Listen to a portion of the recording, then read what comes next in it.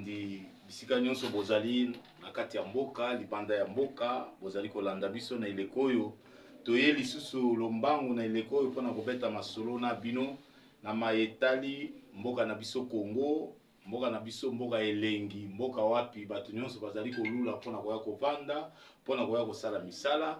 Me biso moko bakolo mboka bandeko tozali komona lokola mboka yango eza penza na tina te, mboka yango ifo toteka yango, mboka yango ifo nzoka nde toza na mboka kitoko nzamba pesa biso, esengeli na biso tobatela yango, esengeli na biso tobundela yango, esengeli na biso to protéger pe to défendre yango. C'est pourquoi na eleko oyo toye epai na bino bandeko balande bozali kolanda biso wa bino mopanzi sango Joel no makoya kombe mpona tobeta mwa masolo na maetali lolenge mboka na biso ezali kokende moi mwa lelo to mikolo mia lelo tokobanda lelo na masolo tokobeta masolo mine to mitano lelo tokobanda koyebisa bino lolenge mokonzi ya mboka Félix Antoine Tshisekedi Tshilombo kala te akoyeba kokita na Congo Central boyebi mikolo yuti koleka azalaki na Lualaba sika mikolo ezali koya liboso dans quelques jours akokende nde na Congo Central bandeko oyo boza na Congo Central bobanda deja komilengela bobanda kobongama mpona koyamba mokonzi ya mboka akokita kuna tokobeta tozali kokontinue kolakisa ete bana mboka na Congo Central boza bakongomani boza bakongolais lokola ndeko na bino congolais Félix Antoine Tshisekedi Tshilombo akokita na Congo Central esengeli na bino bandeko bobongisa lolenge akoyamba ye bomilengela lolenge akoyamba ye parce que azoya kosolola na bino azoya kopesa bino mbote banda élection ya 2023 mwana mboka Félix Antoine Tshisekedi Tshilombo akoma na Congo Central te yango a projeté mobembo pa koma Congo Central po ba province eza ebele akoyeba pe sima ya Congo Central akoyeba kokende pe na ba province mususu bandeko balandi parce que tozali kobeta lisolo ya mokonzi ya mboka tika toloba ete plateforme oyo mokonzi ya mboka chaki en place oyo tobengi Union Sacrée de la Nation lobi basalaki marche monene marche oyo bango basalaki ezalaki marche oyo ebandaki na limete eketi suka na palais du peuple sima na yango bakendeki kotika memo na ambassade ya États-Unis. Marche oyo ezalaki na tina ya marche ezalaki nini kolakisa na mokili mobimba ete bakongole nyonso bazali sima ya mokonzi ya mboka Félix Antoine Tshisekedi Tshilombo bazali ko soutenir mokonzi ya mboka bazali ko soutenir accord de paix oyo basinyaki na kati ya mboka Washington bazali ko soutenir deal oyo mokonzi ya mboka akosigné kala te na États-Unis d'Amérique. Donc yango moni plateforme oyo Union Sacrée de la Nation batambola kilobi pona kotalisa na mokili mobimba ete bakongole nyonso bakongole tango tozoloba bakongole ya solo bakongole ya kobamba te bakongole ya lukuta te bakongole ya moyibi te mais bakongole ya solo parce que ezana bakongole mususu balata kombo ya bakongole mais baza bakongole te bazo sala makambo lokola bakongole mais baza bakongole te bazo loba lokola bakongole mais baza bakongole te yango biblia ezali koloba ete na mikolo ya suka bato mususu bakosala makambo lokola bazali banzelu ya nzambe mais bazali banzelu ya nzambe te bolanda bango te ndenge moko pe na mboka na biso bato ya bongo bazali azolobela Kongo lokola aza congolais mais soko koti na mozindo aza congolais te aza mutu oyo azali kobundisa Kongo ndakisa tala signature ya accord de paix omoni banguna boni batelemeli accord oyo parce que bamoni ete signature ya accord de paix ekati bango biftek ekati bango biloko nyonso bayibaka biloko minere nyonso bayaka kozwa pona mboka o baliaka ekati bango parce que États-Unis tango akoya akocha droit de veto akovanda wana akogere d'ailleurs kije na ye kozala na es ya mboka yo Rwanda yo Uganda yo Kenya meka sikoyo akosala buzoba nde kozwa makambo na yo nde kozwa buzoba na yo yango tozali ko interpeller ba congolais mususu bino baye bozali ko accompagner banguna na biso na ba démarche na bango ya ko détruire mboka bino baye bozali ko soutenir banguna na biso na ba plan nyonso bazali ko sala contre la République, contre le peuple congolais. C'est le moment de vous repentir. C'est le moment de changer. C'est le moment d'arrêter avec cette démarche qui va vous amener nulle part. C'est comme ça que nous vous invitons. Si vous êtes vraiment vrai Congolais, défendez votre patrie. Défendez le peuple congolais. Restez derrière le chef de l'État, Félix Antoine Tshisekedi Tshilombo. Au regard de tout ce que nous voyons là, de connivence avec Banguna, Toyebi Bangote, Toyebi Mitema na Bangote. Donc, eza moi passi pour biso ba Kongomani to nimake Félix Antoine Tshisekedi Tshilombo atika pouvoir lelo. Parce que Toyebi te, oya kozwa azali nani, azali pe na nani. Donc, alors, bato oyo basili ko lakisa biso déjà makanisi na bango bazo soutenir Rwanda bandakal ezala na Senko, ezala na SCC, ezala na bandeko mususu bazali na SID, ezala na bandeko mususu bisika bazali bato wana balakisi biso ba couleur na bango. Alors bato balakisi biso ba couleur na bango tokolinga te ko pesa bango bokonzi ya mboka. Parce que mboka oyo tozana posa ya kozala na mutu lokola Joseph Kabila lisusu te. C'est lui qui nous a apporté tous ces malheurs, c'est lui. C'est lui qui nous a rendu ainsi, c'est lui. C'est lui qui a appauvri le Congo, c'est lui. Lelo bato bazolela o mboka ezana pasi, mboka ezana misala te, mboka tozo souffrir. Bandeko, tango ezali te mokolo mutu aliaka ligorodo ndabimaka makwanza. Mutu akokolia ligorodo omona ko bema makwanza même 5 jours, 10 jours, 30 jours après, ndenge moko na mboka. Tango muta détruire mboka, ils ont le même jour à détruire yango nde bokoyo kapasi. Mais mbule koleka nde bokoyo komona ke destruction na ya salaki ekomi ko bimisa conséquence na yango. Donc ba conséquence ya lelo ko loba ete Congo tozana pasi, Congo musala ezate, Congo nzala ezali cause destruction en Joseph Kabila. Destruction en Joseph Kabila. Les londes biso tozo futa ba conséquences. Les londes biso tozo futa ba nyongo na ye. C'est lui qui a détruit ce pays. Aujourd'hui, nous payons le prix. Aujourd'hui, nous payons les conséquences. Alors que c'est lui qui a détruit, mais lui est milliardaire. Et le même milliardaire veut encore revenir pour détruire davantage notre pays. Écoutez-moi ça. Bandeko. En tout cas, à moins que tous ala bateau babengami peuple te. Mais ce qui bateau, tous les bateaux babengami peuple, nous ne pouvons même pas accorder une seconde ni à lui, ni à ses adeptes, ni à ses atalaku, ni à ses amis. Ou l'un de ses amis, Aya, oh Ngai Mukwege, oh Ngai Moïse Katumbi. Non, non, non, non. Cette histoire c'est terminé. Cette histoire c'est terminé. Le Congo, on ne peut plus prendre un intrus, on le place là-bas. On ne sait pour qui il roule. Non, on ne peut plus. C'est fini cette aventure. Maintenant, nous devons aller de l'avant. Maintenant, nous devons travailler pour notre pays avec nos frères congolais ou nos sœurs congolaises. C'est comme ça que les choses doivent vraiment, normalement, aller. Alors, c'est comme ça qu'on était en train de dire, tu vas dire qu'on va être l'histoire sur l'Union sacrée. L'Union sacrée, babongisi, marche oyo, zalaki pona ko soutenir mokonzi ya mboka na ba démarche nyonso azali kosala na accord de paix oyo azwi eza victoire munene. Deal karate bazo signé yango et ozala pe victoire munene pona mboka ezali historique pona Congo parce que deal wana ndezo sala ke mupepe ya sika ibanda na Congo misala eya ba compagnie ekoya misala ya lolenge na lolenge mutu akosala musala moni ke sanzo bafuti bien wate a changer avec compagnie mususu ndenge ezalaka kala. Donc deal wana ezo memela biso bomengo ebele, ezo memela biso bisengo ebele. Totika ete biso banso to soutenir mokonzi ya mboka Félix Antoine Tshisekedi Tshilombo. Bato mususu bazo kosa bino te, ba sinyo wana ateki mboka na Congo, ateki minere na non bandeko. Koteka minere na États-Unis eza te. Rwanda pe aza na droit te ya minere na biso. Attention, ezali na banyoka baza ebele na kati na Congo bazo memela bino message ya lokuta. Et sengeli bozala souple pona yango. Dilo oyo biso toko signé na États-Unis ezali mpona gagnant.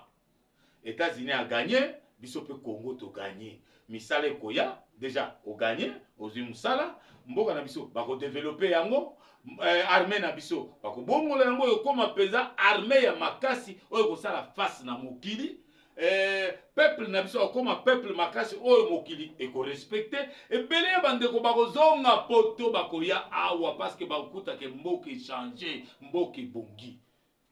Donc tina ya deal eza peza pona intérêt na yo congolais, intérêt na nga congolais, intérêt na yo congolaise, intérêt ya ndeko mususu azali pe congolaise na bisika oyo ye azali.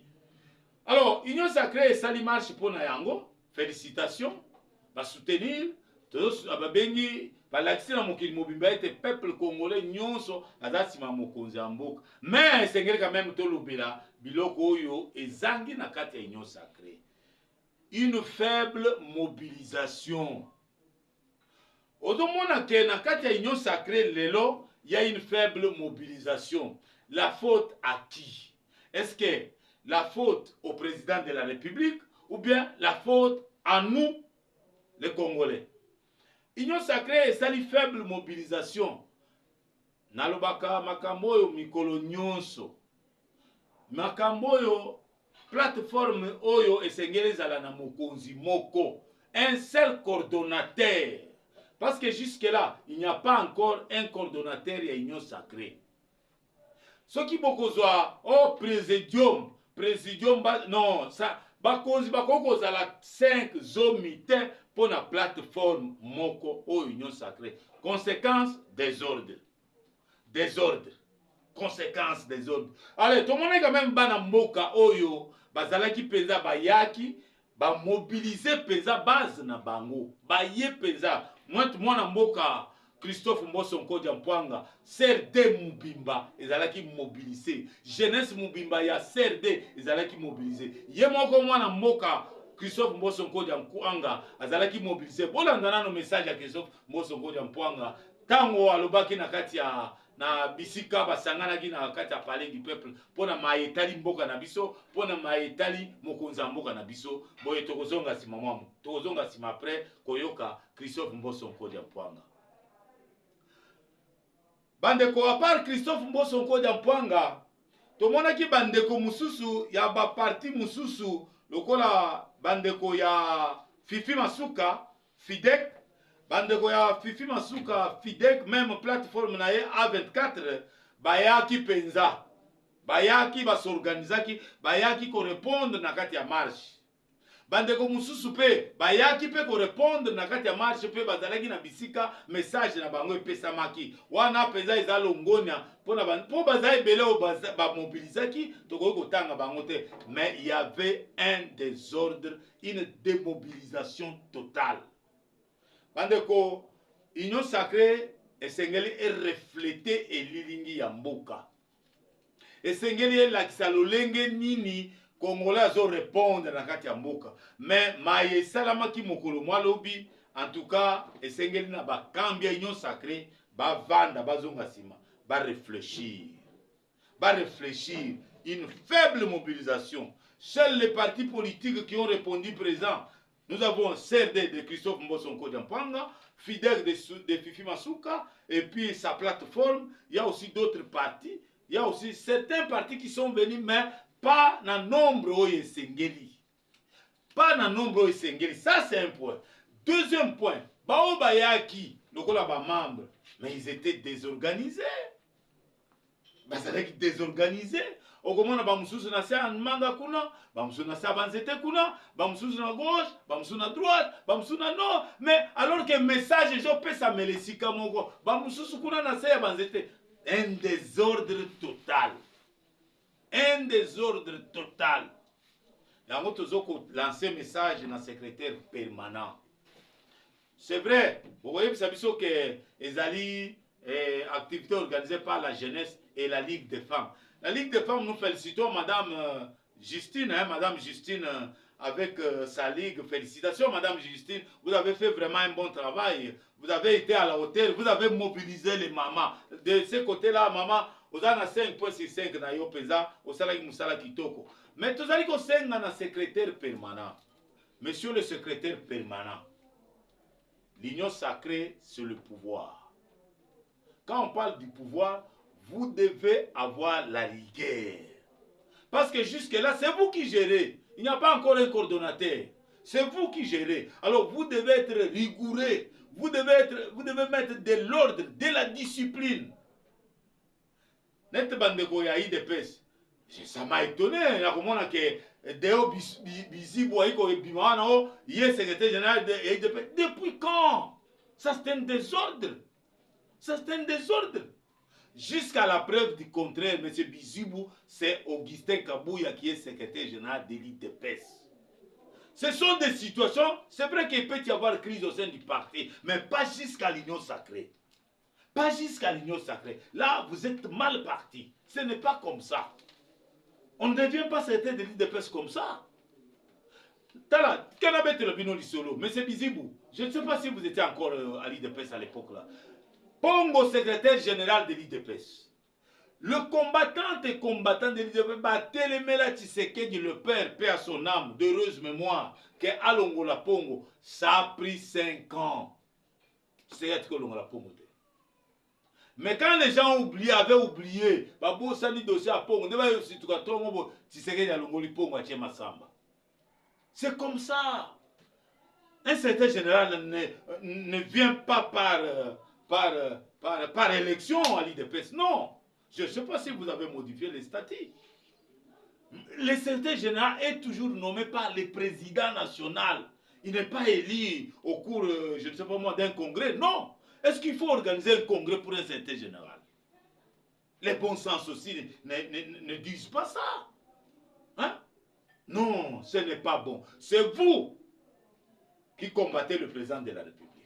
Et nous allons vous regarder. Nous allons être vigilants contre vous. Nous allons vraiment multiplier la vigilance pour vous. Comment ça? C'est une façon de combattre les chefs de l'État? Si vous, la famille politique du président de la République, vous êtes faible, au sein de vous, il y a des divisions que vous ne pouvez pas gérer. Vous ne pouvez même pas vous départager de vos clivages internes et vous amener ça à la place publique. Qu'est-ce que vous attendez? Et quel est le poids que vous donnez à cet homme, au président de la République? Mais grâce à la population congolaise, parce que le peuple congolais a compris qu'on a un bon président, mais seulement son entourage est mauvais. Même l'entourage de son parti est mauvais. Ce n'est pas juste, mes chers frères. Bandeko balandi, bandeko nabiso, tosunga mokonzi ya mboka. Famille politique ya mokonzi ya mboka, il fallait to telema ngui. Bo telemi bolobi non, biso, oeza makambo ya bitumba ya parti, yango mupanzi. Biso to bunda pona cause se moko ya ko soutenir mokonzi ya mboka. Je tenais à dire ça à nos amis de l'IDPS et principalement à M. Bizibou. Ce n'est pas ça ce que tu as fait hier, c'est une faute grave. Toi, tu n'es pas secrétaire général. Depuis quand tu es nommé secrétaire général? Jusqu'à ce jour, le secrétaire général reconnu à l'IDPS, c'est Augustin Kabouya. Point barre. Et qui fait d'office président AI du parti. C'est fini. Vous n'êtes pas secrétaire général. Moi, je crois que les combattants doivent se départager de ces dossiers. Combattants, et c'est ce IDPS va combattre, va cause à bangoté. Si on aussi combattant mbala liboso, mbala ya mibale mbala misato kosa ite. Nani azali sima ya Bizibu? Nani azali kotindika Bizibu? Nani azali kotindika ye? Yango azali kosenga na bino ba combattant botala likambo malamu. C'est vrai. Vous pouvez tout reprocher à Augustin Kabouya, mais bota la procédure lolenge bozo sale la yango. Procédure yango te. Voilà, bandeko balandi oyo italaki union sacrée. Union sacrée ba iba ko bongisa mandoki na bango bien parce que bitumbezali boso ekoya ya makasi. Mais ceux qui boza diviser, bokolonga mondeni. Ce vous a divisé parce que il faut boyer que mokonzi amboka azana ba front ebelé ba front ya libanda ya mboka ezali ba front na kati ya mboka ezali ba front na kati ya ba institution ezali contre mokonzi amboka. mpo mokonzi ya mboka azwa elonga na bafront nyonso wana esengeli bino peuple baye bozali nsima na ye bosimba ye na maboko bosoutenir ye botika badivision ya mike mike wana bakerela mike mike ya kowelaka baposte botika yango. Eza na bato basalela idps, eza na bato babunda mpona idps ti lelo bazwa ata portion de pouvoir te, mais ils sont tranquilles, baza calme, bazali bazwa ata espace ya pouvoir te, bazali bazobunda au quotidien. Mais pour l'intérêt du pays, ils sont là derrière le président de la République, ils soutiennent. À ces gens-là, je leur dis félicitations, je leur dis que Dieu continue à vous protéger, à vous garder, parce que vous avez maintenu le cap.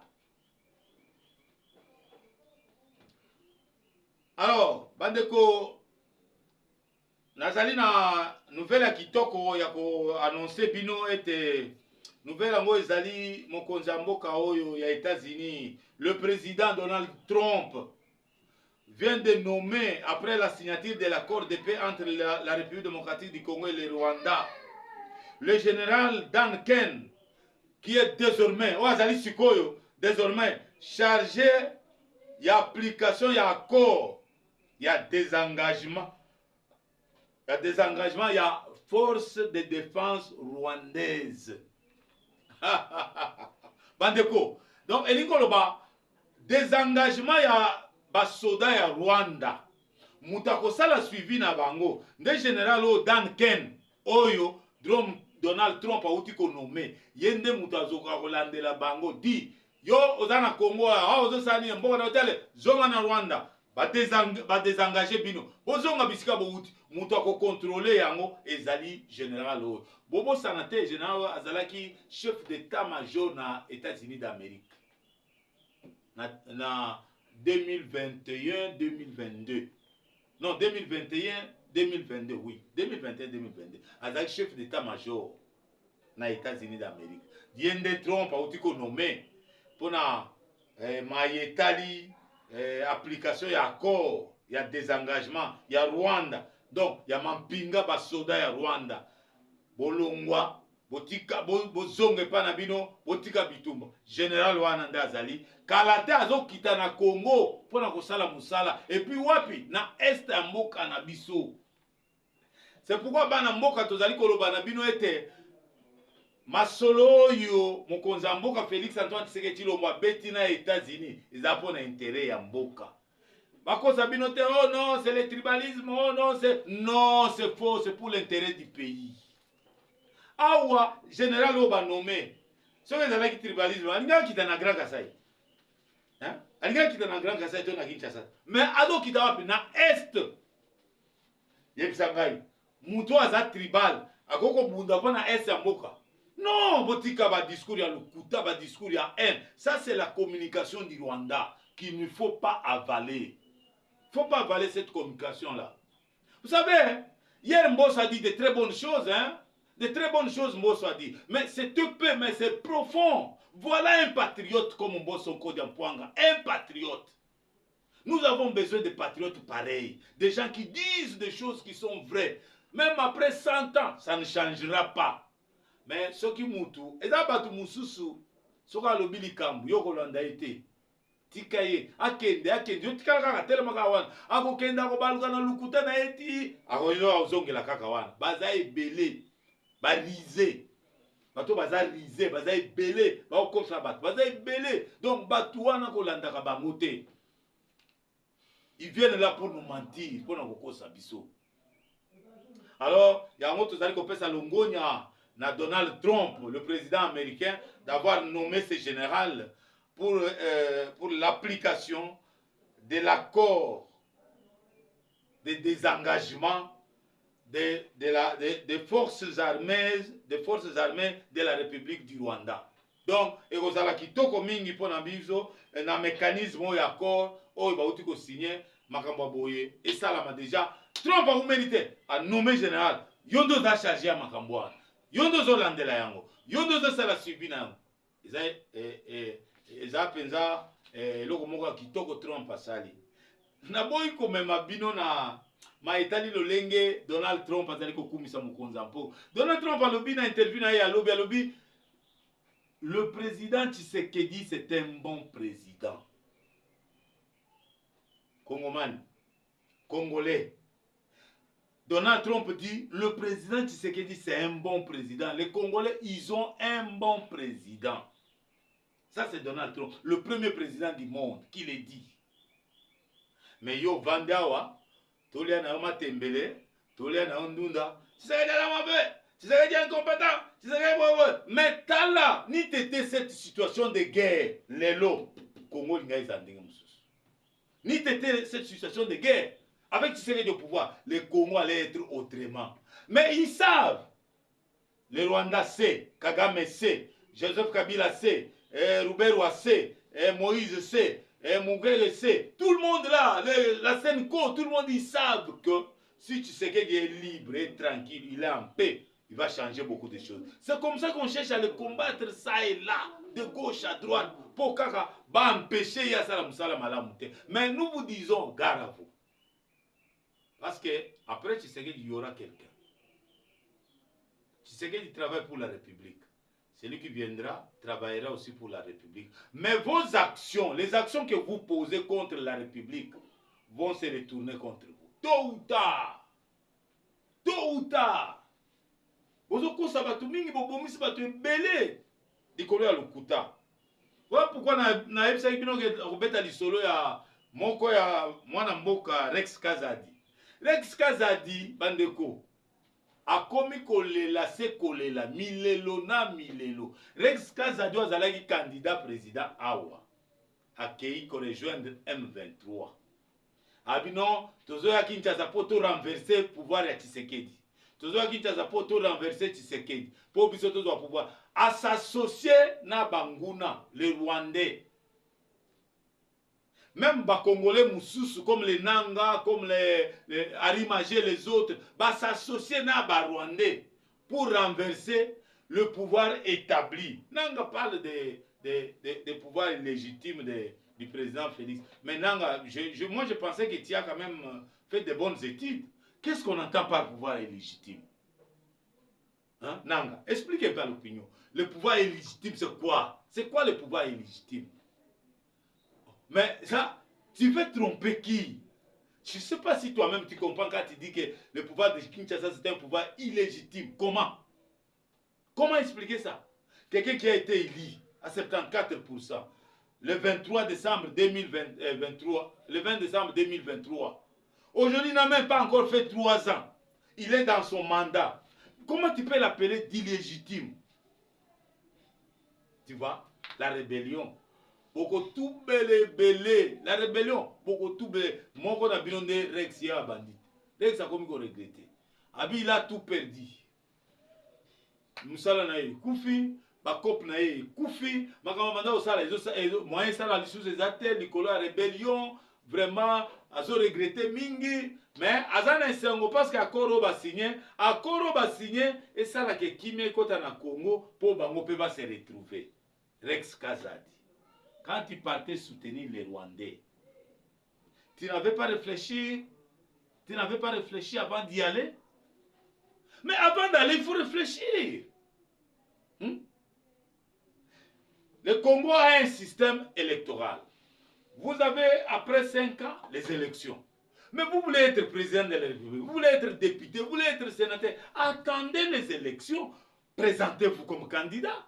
Mais yo préférez bokende ko sala coup d'état. Yo préférez bokende ko bunda, bokende ko s'associer na Barondais, comme disent certains journalistes qui racontent des mensonges pour dire non, c'était l'histoire de Malanga, c'était un faux coup d'état. Mais monsieur, qu'est-ce que vous racontez? Ça c'est un mensonge, cousu de fil blanc. Ce n'est pas un faux coup d'état, c'est un vrai coup d'état. Qui ne le sait pas? Mais vous le dites parce que vous étiez dedans. C'est comme ça que vous le dites. Vous pensez que Tshisekedi peut venir là-bas fomenter une histoire comme vous le prétendez là? Non, ce n'est pas ça. Regardez-moi ce genre de communicateurs. Non, ça c'est une mauvaise communication que tu fais. Tu risques de désorienter l'histoire. Il y a eu bel et bien tentative de coup d'État ici. D'ailleurs, il y en avait plusieurs. Il y en avait plusieurs. Et vous pensez que cette histoire-ci, c'était un coup fomenté comme vous le prétendez là? Vous pensez que la France là allait rester silencieuse, sans dire mot? Vous pensez que les États-Unis là, comme vous étiez avec Biden, allaient rester silencieux sans dire mot? Et d'autres pays d'Europe qui n'aiment pas Félix. Vous pensez ça vraiment? Vous avez réfléchi avant de dire des choses comme ça? Je ne suis pas d'accord avec vous. C'est faux ce que vous racontez. Ce sont des bobards, des mensonges. Vous voulez vous attirer de la sympathie. On n'en a plus besoin. Maintenant au Congo, nous avons besoin des gens qui travaillent pour l'intérêt du pays, pour la défense du pays, pour la protection du pays. Pas les gens qui soutiennent les individus. Pas les gens qui font des courbettes derrière les individus les nuits. Toutes les nuits, vous êtes là en train de faire les courbettes. Non, on n'a pas besoin de ces gens-là. Plus question de ces gens-là. Pour kaka bapesa au moins musolo. Ok, au gumabeli mutu. Ok, au gumabeli mutu. Au bosani moka. Hein? Alors, si vous kata moka na bino, au kati. Bon matel, au bomi. Parce que vous avez la courbette. Arrêtez-nous cette histoire. Arrêtez-nous cette aventure. Alors, bandeko, bon like émission nabiso, vous partagez yango. Bandeko oyo ba quantité boy ça bango ba kota parce que awande biloko ya kitoko ba information ya solo oyo uta na source nde bozali kozwa.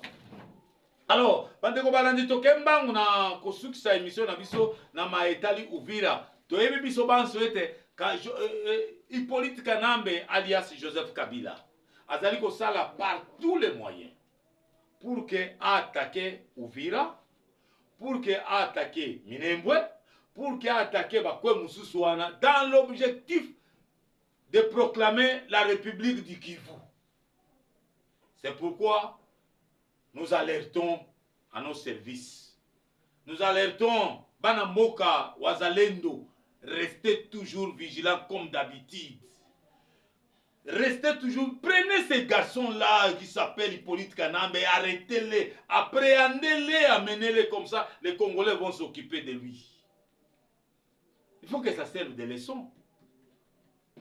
Donc, Joseph Kabila, il est en train de multiplier le plan, comment attaquer Uvira, comment attaquer Minembwe, comment récupérer l'aéroport de Pinda. Tout ça, il est en train de faire, mais ça ne viendra pas. C'est déjà un échec. Avec cette signature-là, oh, c'est fini. L'accord, là, c'est fini. L'accord de paix, c'est fini. Parce que quand tu vas tenter de soulever la tête, on va te prendre. On te prend. Ah, c'est lui qui ne veut pas respecter l'accord. Dis, on te prend. C'est comme ça. Ouais, la signature là, ils ont un contour ébellé. Contour ébellé. Le président de la République, Félix Antoine Tshisekedi, maintenant il doit commencer à sanctionner, à nommer, à révoquer, à faire emprisonner. Maintenant là. Parce que les États-Unis ont observé. Moutou a sali photo. Ça n'est ni. Oh, ça n'est pas dit. C'est toi qui seras sanctionné. Maintenant là, le président doit commencer à sanctionner, à révoquer, à nommer. C'est comme ça. Parce que moi, je me rends compte qu'il faut discipliner les gens. Il faut discipliner les gens. Il y a un moment dans l'émission, dans l'émission de Mingi, Congolais, il faut, tout à l'heure, Mingi, Mingi civisme. Congolais, comment se comporter pour son pays. Ndenge akoko tika Kinshasa propre. Ndenge akoko tika ndako na propre. Ndenge pe akoko tika boulevard à l'état propre. Ba avenue à l'état propre. Ba bisika nyoso zo lega à l'état propre. Au comme na supermarché, pourquoi vous êtes toujours pressé au kuti batouaza yo so tandi loboko, donnez-moi ça. Non. Il faut respecter l'ordre d'arrivée, chers Congolais. Ce sont des notions préliminaires. Oyo tobosani faut tozongisa yango nde tokobenga bato na kati ya etonga ya mboka na biso. Voilà bandeko balandi tokomi na suka ya émission na biso longonya na bana mboka oyo bazalaki lobi na nyo sacré Christophe Mboso Nkodia Mpwanga, André Mbata Betukumesu, na bandeko mususu ya baparti mususu bandeko Fifi Masuka bazalaki pe wana, Madame Justine azalaki wana na équipe na ya Ligue des Femmes. Donc félicitations na bandeko wana nyonso na bandeko mususu tozali kosenga tango quand il y a conflit au sein du parti, régler ça au niveau du parti.